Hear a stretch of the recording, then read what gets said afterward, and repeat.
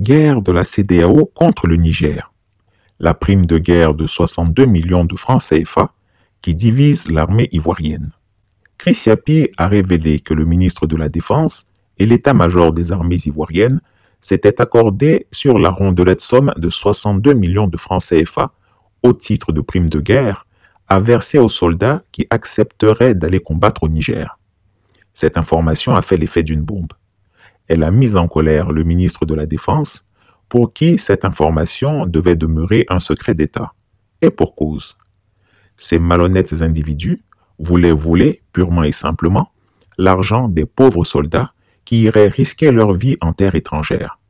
Voici la manœuvre qu'ils entendaient mettre en œuvre pour se remplir les poches. Le ministre de la Défense et l'état-major des armées allaient déclarer officiellement le montant de 20 millions de francs CFA comme rémunération des soldats. Ensuite, ils auraient prétendu que les 42 millions de différence serviraient à payer leur assurance vie, couvriraient leurs dépenses en nourriture, soins, etc.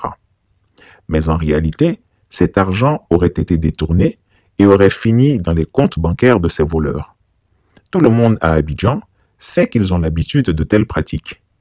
L'autre arnaque, pour profiter des soldats, consisterait à faire payer à chaque volontaire sa place dans le contingent. Certains d'entre eux, alléchés par l'idée de gagner 20 millions par mois pendant 3 mois, seraient prêts à risquer leur vie dans une bataille perdue au Niger. Ils n'iraient pas pour défendre la démocratie, mais plutôt pour garnir leur compte d'épargne. Imaginez-vous, payer pour avoir le droit de mourir dans les sables mouvants du Sahel. Incroyable.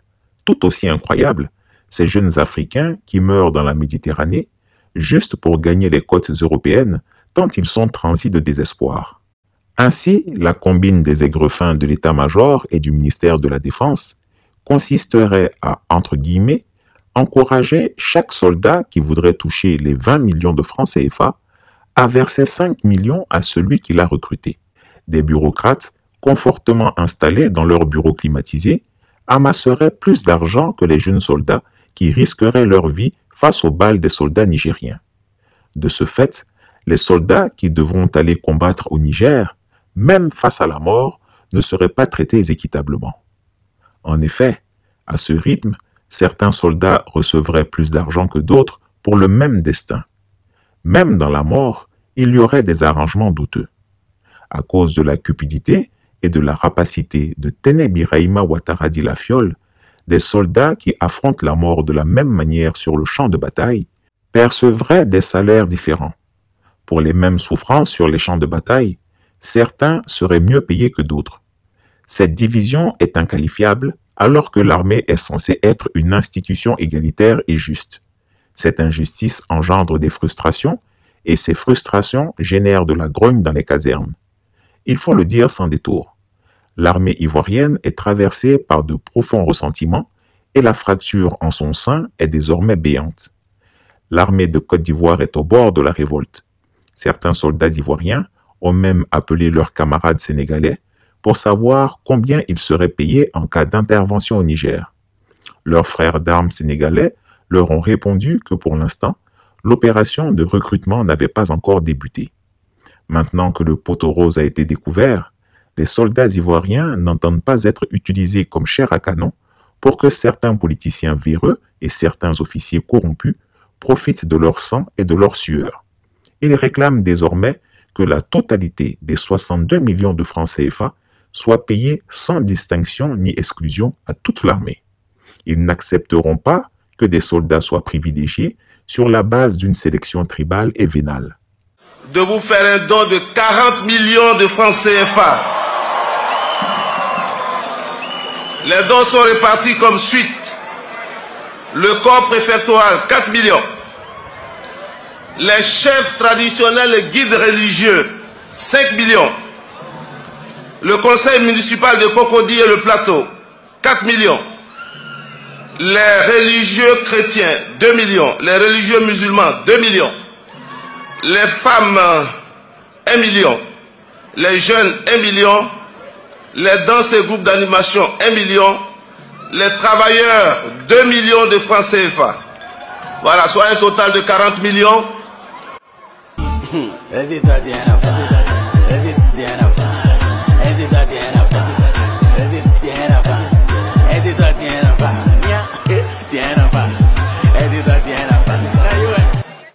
Outre, certains d'entre eux nourrissent d'ailleurs l'intention de toucher l'argent et de ne pas aller au front. Rien de plus simple. Il suffit juste de disparaître après avoir touché l'argent. Pour d'autres, il faudrait attendre le déploiement à Niamey et une fois sur le terrain, on pourrait disparaître ou tomber opportunément malade avant les combats.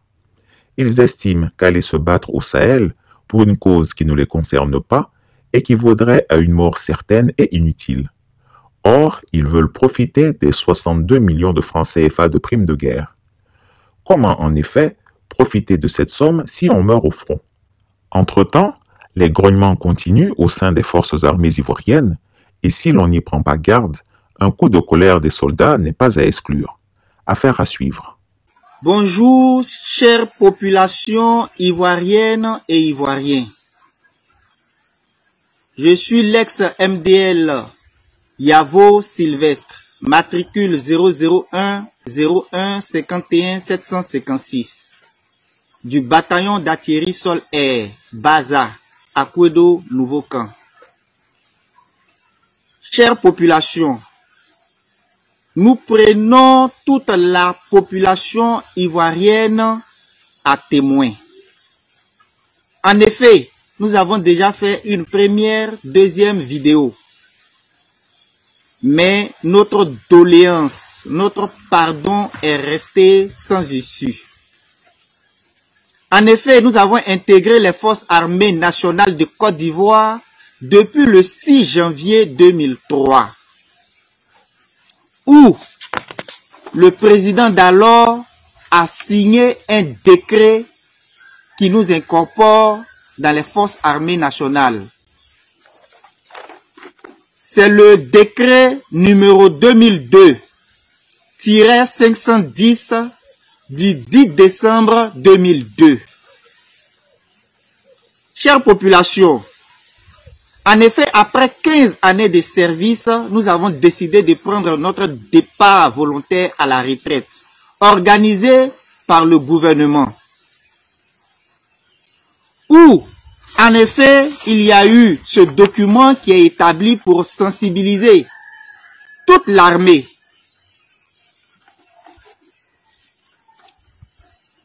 Où on nous disait que le militaire ayant plus de 15 ans de service allait bénéficier d'un pécule unique de 15 millions et en plus une pension de retraite. Mais après notre départ à la retraite, cela n'est pas respecté. Nous ne percevons pas notre pension de retraite et c'est ce que nous réclamons. En effet, depuis avril 2018, nous avons déposé les dossiers de pension au ministère de la Défense, Bureau Pension. Et c'est acheminé à la SEGRAE. Et la SEGRAE qui est compétente à la matière a étudié et a totalisé 15 ans, plus de 15 ans de service pour tout le monde. Mais en plus de cela, dans l'armée, quand tu fais déjà 5 ans, cela équivaut à 1 an de plus, qu'on appelle le bonus quinquennal. Donc en réalité, nous avons totalisé 18 années de service. Et quand nous avons pris notre départ à la retraite, alors qu'on attendait encore la pension et ses rappels, il y a un arrêté ministériel qui est sorti pour dire que nous n'avons pas 15 ans de service et que notre date d'entrée en service est 2007. Et c'est signé par le ministre d'alors, M. Ahmed Bakayoko. Chose qui n'est pas normale. Parce que nous avons pris la retraite en 2018, sachant que nous avons totalisé 15 années de service. Quand vous-même vous faites les calculs de 2003 en 2018, cela fait 15 ans de service. Mais on nous dit que nous sommes entrés en 2007. Quand nous avons intégré les forces armées nationales, ce document que vous voyez nous a été attribué par le ministère de la Défense. Et comme vous voyez très bien, c'est marqué livret matricule 2001 2A. Et à l'intérieur, vous voyez le bataillon où je suis affecté. Le bazar et date d'entrée en service, c'est bien marqué 6 janvier 2003. Ce sont des documents qui nous ont été attribués par le ministère de la Défense. Chez nous, il y a un proverbe qui dit « Le cimetière, même quand il ne fait pas peur, cependant il fait pitié. » Quel est ce complot? À qui cela profite? Nous sommes fatigués, nous sommes exténués. Dans nos rangs, il y a beaucoup de morts, il y a beaucoup de désolation, il y a beaucoup de tristesse. Les enfants sont déscolarisés.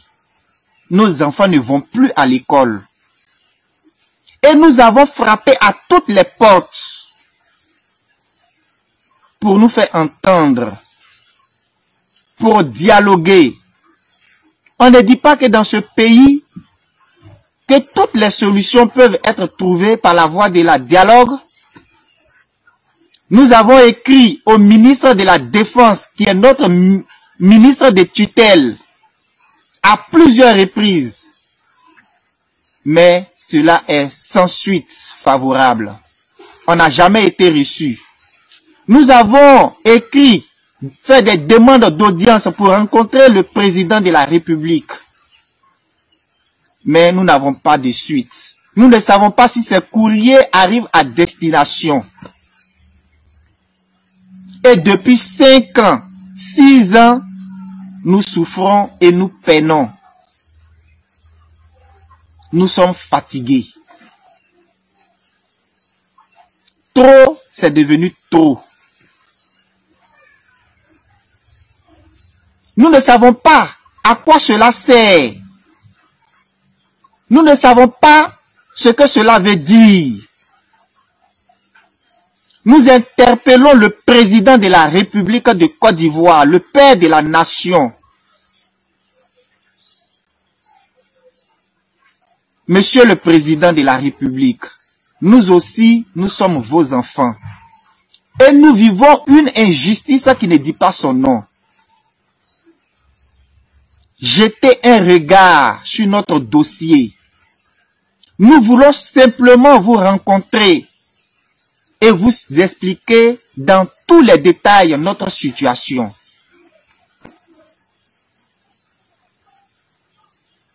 Albert Einstein disait,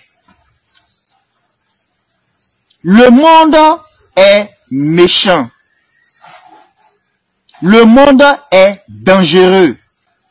Non pas à cause des gens qui sont méchants, non pas à cause des gens qui font la méchanceté, mais à cause des gens qui regardent et laissent faire. Monsieur le Premier ministre de la Côte d'Ivoire, Monsieur le ministre de la Défense, vous n'avez pas causé cette situation. C'est peut-être une incompréhension. Nous ne savons pas. Mais nous ne pouvons pas rester là et attendre des mois, des années et des années. Et nous sommes en train de mourir financièrement. Nous sommes en train de mourir physiquement. et nous ne savons plus quoi faire. Ce complot est-il mis en place pour nous exterminer? Franchement dit, nous ne pouvons plus rester sans rien dire. Nous ne sommes pas des gens, des voyous, des bandits. Voilà pourquoi l'éducation que nous avons reçue dans l'armée dit que la discipline est la force principale des armées. C'est cette raison, c'est cette éducation qui fait que nous frappons à toutes les portes pour nous faire entendre.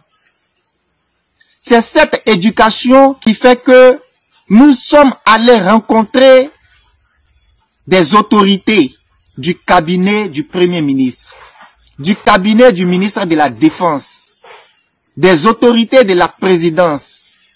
Et jusqu'à présent, personne ne veut nous recevoir, personne ne veut nous écouter.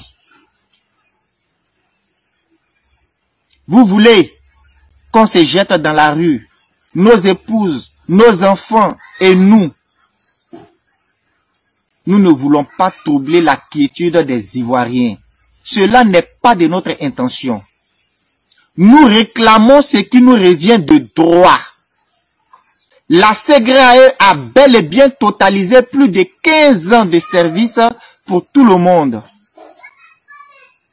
Et c'est cet arrêté ministériel qui donne moins de 15 ans qui fait tout ce qui est difficulté. Mais là, nous avons tous les documents. Nous avons le décret présidentiel qui nous a incorporés dans les forces armées de Côte d'Ivoire. Mais d'où vient cette nouvelle date qui nous est attribuée? Et on n'a même pas eu connaissance de cela. Si on a travaillé, on a décidé de partir à la retraite, c'est parce que nous savons que nous avons droit à la pension. On ne peut pas nous laisser partir à la retraite. Et plus de 11 mois après notre départ, on fait sortir un arrêté ministériel derrière nous pour nous dire que nous n'avons pas droit à la pension. C'est pas normal. Ce n'est pas juste. Et ce n'est pas bien du tout. Si on avait eu connaissance de cette situation, si on avait eu connaissance de ce document, beaucoup, nombreux de nos rangs ne seraient pas partis à la retraite. Monsieur le Président de la République, nous avons besoin de vous. Nous avons besoin de votre soutien. Cela, rien ne va plus dans nos rangs. Ce n'est pas votre souhait de nous voir mourir. Ce n'est pas votre souhait de nous voir dans la désolation. Ce n'est pas votre souhait de nous voir humiliés. Mais aujourd'hui, c'est ce que nous sommes en train de vivre. Nous vous en prions. Les autorités ivoiriennes, les cyberactivistes, nous vous en prions. De par vos voix, nous demandons pardon au président de la République pour être reçu, pour qu'il puisse nous entendre, pour que nous puissions lui présenter tout ce que nous avons comme document. Parce que on est fatigué. On a adressé des courriers partout, à l'ONU. On a adressé des courriers même au roi des rois. Mais cela est sans suite favorable. Aujourd'hui, nous ne pouvons plus rester dans nos maisons et mourir financièrement. Aujourd'hui, nous ne pouvons plus rester sans rien faire. Nous voulons être reçus par les autorités compétentes pour que ce problème soit réglé une bonne fois pour toutes. Nous sommes un collectif de 1109 soldats partis à la retraite. Aujourd'hui, beaucoup sont morts sans voir leur pension.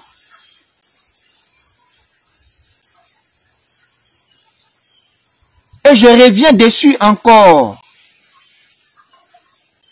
C'est après 11 mois à la retraite déjà que l'arrêté ministériel est sorti. Mais comment nous pouvons comprendre cela? Nous vous en prions.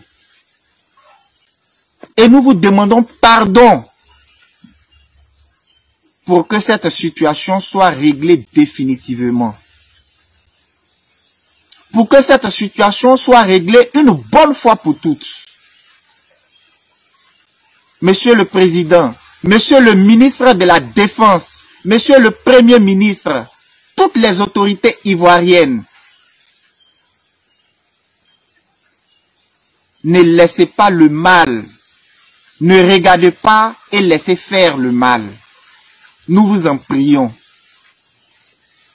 Au-delà de ces 1000 soldats dont nous parlons, nous avons des épouses, nous avons des enfants, pour certains 3, 4 enfants. C'est tout un peuple qui meurt aujourd'hui. C'est plus de 5000 personnes qui sont en difficulté en Côte d'Ivoire ici aujourd'hui. C'est plus de 5000 personnes qui pleurent nuit et jour. Dans nos rangs, il y a beaucoup de veuves, il y a beaucoup d'orphelins. Nos enfants sont abandonnés, déscolarisés, et nous ne savons plus à quel sein se vouer. Nous avons besoin de vous, Monsieur le Président. Chris Yapi ne ment pas.